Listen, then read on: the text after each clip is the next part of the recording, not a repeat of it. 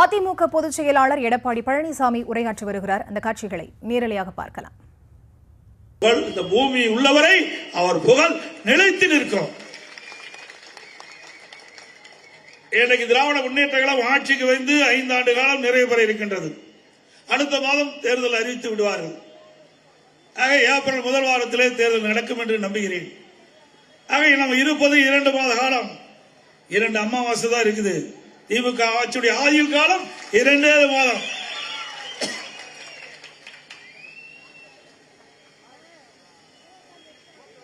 இந்த 2 மாத காலத்திலே திராவிட முன்னேற்ற கழக ஆட்சி, இன்னைக்கு கிராமத்தில் சொல்லுவாங்க எரியிற வீட்டில் புடுங்கிறது மிச்சன்ட்டு, அதே போல திராவிட முன்னேற்ற கழகத்தில் எந்தெந்த துறையில எவ்வளவு கொள்ளையடிக்கணுமோ அந்த அளவுக்கு கொள்ளை கும்பல் இன்றைக்கு கொள்ளையடித்துக் கொண்டிருக்கிறது. இன்றைய தினம் அடுத்த மாதம் தேர்தல் அறிவிக்கிறாங்க. இப்போ புதிய புதிய திட்டத்தை அறிவிக்கிறாங்க.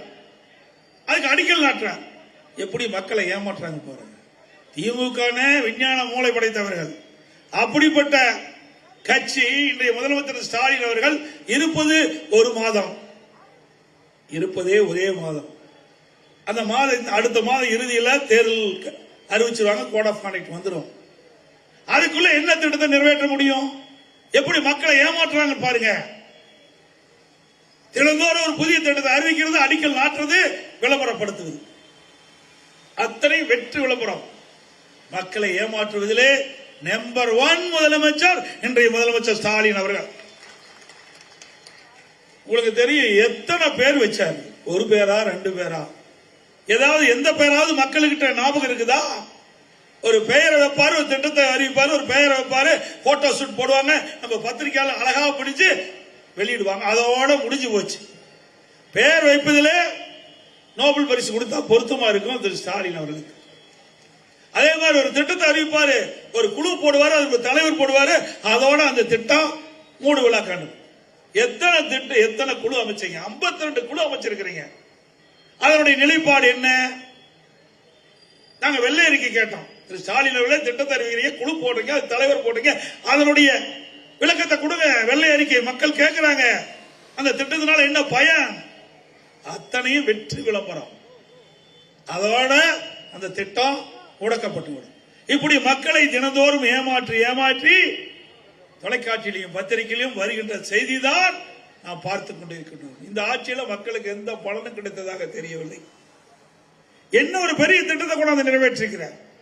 அதிமுக சென்னை மாநகரத்தில் போக்குவரத்து நெரிசல் அதிகமாக இருக்கின்ற காரணத்தினாலே அம்மா இருக்கின்ற போது மெட்ரோ ரயில் திட்டத்தை கொண்டாந்தாங்க. இன்றைய தினம் அந்த வழியிலே வந்த அம்மாவுடைய அரசு 63,000 கோடி, 63,000 கோடி இதுவரை இந்தியாவில் 63,000 கோடி ஒரு திட்டத்திற்கு நிதி ஒதுக்கீடு செய்ததே கிடையாது. அந்த வரலாற்றை நாம தான் படைச்சோம். மத்திய அமைச்சரை நேரடியாக அழைத்து அடிக்கல் நாட்டி 2ஆம் கட்டம் சுமார் 118 கோடியில 63,000 கோடியில அந்த திட்டம் இன்றைக்கு நடைபெற்றுக் கொண்டிருக்கிறது. இப்படி நெஞ்ச நிமிர்த்தி பெரிய திட்டத்தை சொல்றோம். எந்தெந்த திட்டத்தின் மூலமாக மக்களுக்கு நன்மை கிடைக்கும் சொல்றோம். அப்படி ஒரு திட்டத்தையாவது இன்றைக்கு ஆட்சி பொறுப்பேற்று திராவிட முன்னேற்ற கழகம் நிறைவேற்றிருக்குதா? அத்தனை வாங்கிச்சவடார். எப்பொழுது பார்த்தாலும் ஒண்ணு சொல்லுவார், எடப்பாடி பழனிசாமி பிஜேபிக்கு அடிமை. எத்தனை முறைதான் சொல்றது? கேட்டு கேட்டு மக்களுக்கு புளிச்சே போச்சு. வேற என்னத்தை, வேற கீரல் வந்து இருக்காடு மாதிரி இதுதான் சொல்லிட்டு இருக்கிறேன். எடப்பாடி பழனிசாமி பிஜேபிக்கு அடிமை, அதிமுக பிஜேபி அடிமை, அதிமுக அலுவலகம் டெல்லியில் இருக்குது. இதைத்தான் நீ பேசிட்டு இருக்கிற. ஆனா நடைமுறையில இருப்பது திமுக அலுவலகம் தான் டெல்லியில இருக்குது. நேற்று தினம் கனிமொழி பத்திரிகையில் பார்த்திருப்பீங்க, ஊடகத்தில் பார்த்திருப்பீங்க. காங்கிரஸ் திமுக கூட்டணியில குழப்பம் வந்தாச்சு, விரிசல் வந்தாச்சு. காங்கிரஸ் கட்சிக்கார ஆட்சியில பங்கு வேணும், கூடுதல் சீட்டு வேணும் கேட்கிறாங்க. திமுக காரன் கொடுக்க முடியாது அப்படின்னு மறுக்கிறார். 2 பேரும் வார்த்தை போர் யுத்தம் நடைபெற்று விட்டது. உடனடியாக டெல்லிக்கு செல்கிறார் திருமதி கனிமொழி அவர்கள். மரியாதைக்குரிய ராகுல் காந்தியை சந்திக்கிறார். மரியாதைக்குரிய திருமதி சோனியா அம்மையாரை சந்திக்கிறார். பேச்சுவார்த்தை நடத்துகிறார்கள். ஆக எங்கே அலுவலகம் இருக்குது திமுகவுக்கு? டெல்லியில இருக்குது. அண்ணா திமுக அப்படி அல்ல. நம்முடைய கூட்டணியை மதித்து அண்ணா திமுகவை மதித்து பாரதிய ஜனதா கட்சியிலே இருக்கின்ற உயர்ந்த பதவியில் இருக்கின்றவர்கள் நம்முடைய நம்பிக்கையை எண்ணி, நம்பிக்கை உரியவர் என்று எண்ணி நம் சென்னைக்கு வந்து இங்கே கூட்டணியை பேசி அப்பொழுதே அறிவித்தோம். மதிப்புக்குரிய, மரியாதைக்குரிய, போற்றுதலுக்குரிய உள்துறை அமைச்சர் திரு அமித்ஷா அவர்கள் இங்கே வந்தார். பேச்சுவார்த்தை நடத்தின உடனடியாக அறிவிக்கப்பட்டது. அந்த அறிவிப்பில் தெளிவாக சொன்னார், அண்ணா திமுக பாரதிய ஜனதா கூட்டணி அமைக்கப்படும். அண்ணா திமுக என்டிஏ கூட்டணி அமைத்து விட்டோம். எங்கள் கூட்டணிக்கு அனைத்து இந்திய அண்ணா திராவிட முன்னேற்ற கழகம் தலைமை தாங்கும். அண்ணா திமுக ஆட்சி அமைக்கும். எங்களுடைய கூட்டணி கட்சி வேட்பாளர் இபிஎஸ் என்று அப்பொழுதே தெளிவுபடுத்தினோம். இது கூட்டணியுடைய வரலாறு. ஆனா உங்களுடைய கட்சியில் என்ன கூட்டணி இருக்குதா இல்லையானே தெரியல. அந்த அளவுக்கு இன்றைக்கு வார்த்தை போர் முற்றி விட்டது. இன்றைக்கு உதயநிதி ஸ்டாலினும் திரு ஸ்டாலின் அவர்களும் சொன்னார்கள், காங்கிரஸ் கை கொடுக்கும் சொன்னாங்க. காங்கிரஸ் கையை விட்டு நழுவுற மாதிரி இருக்குது. நிலம் அதுதான். கிட்டத்தட்ட 2 மாதத்துக்கு முன்பு நம்மை பற்றி எப்படியெல்லாம் விமர்சனம் செய்தார்கள். எடப்பாடி பழனிசாமி கூட்டணிக்கு கூவி கூவி அழைக்கிறார் என்று சொன்னார், கிண்டலா பேசினார். ஸ்டாலின் அவர்களே, நான் ஏற்கனவே சொன்னேன், தேர்தலுக்கு 1 மாதத்துக்கு முன்புதான் நாங்கள் கூட்டணி பேச்சுவார்த்தையை நாங்கள் துவங்குவோம் என்று சொல்லுவோம். 2019 அப்படித்தான் தொடங்கணும், 2021 அப்படித்தான் தொடங்கணும், 2024 அப்படித்தான் கூட்டணி பேச்சுவார்த்தை தொடங்கணும். அதன் பொருட்டு வருகிற 2026 சட்டமன்ற பொதுத் தேர்தலும் அந்த முறையைத்தான் பின்பற்றுவோம் சொன்னோம்.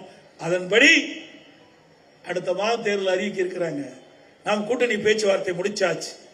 திமுகவில் இழுபறியா இருந்து கொண்டிருக்கின்றது, இன்னும் முடிவாகவில்லை.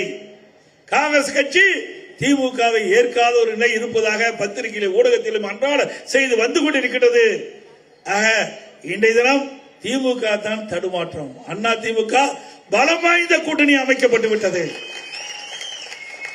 நம்முடைய கூட்டணியிலே அனைத்து இந்திய அண்ணா திராவிட முன்னேற்ற கழகம் கூட்டணிக்கு தலைமை தாங்கினது பாரதிய ஜனதா கட்சி இருக்குது, பாட்டாளி மக்கள் கட்சி இருக்குது, அம்மன் மக்கள் முன்னேற்ற கழகம் இருக்குது, ஐஜேகே இருக்குது, தமிழ் மாநில காங்கிரஸ் இருக்குது, ஏசி சண்முகம் கட்சி இருக்குது, இன்னும் பல கட்சிகள் நம்மோடு இருக்கின்றன. இன்றைக்கு ஜெகன்மூர்த்தி அவர்கள் நம்மளோட தான் இருக்கார்.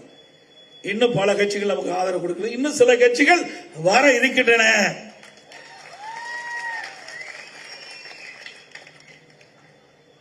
இன்றைய மக்கள் என்ன எதிர்பார்க்கிறாங்க? திமுக ஆட்சி எப்பொழுது வீட்டுக்கு அனுப்பும், எப்பொழுது தேர்தல் என்று எதிர்நோக்கி கொண்டிருக்கின்றார்கள்.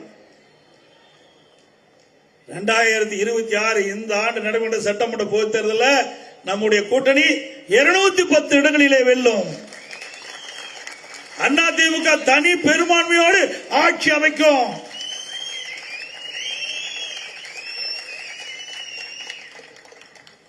இன்னைக்கு 5 ஆண்டு அண்ணா திமுக 10 ஆண்டு 2021 2011 21 வரை சிறப்பான ஆட்சி கொடுத்தது. அண்ணா திமுக ஆட்சி ஒரு பொற்கால ஆட்சி என்று மக்கள் பேசுகின்ற அளவிற்கு பாராட்டுகளை பெற்றோம். புரட்சி தலைவி அம்மா இருக்கின்ற பொழுது ஏராளமான திட்டங்களை கொடுத்தார்கள்.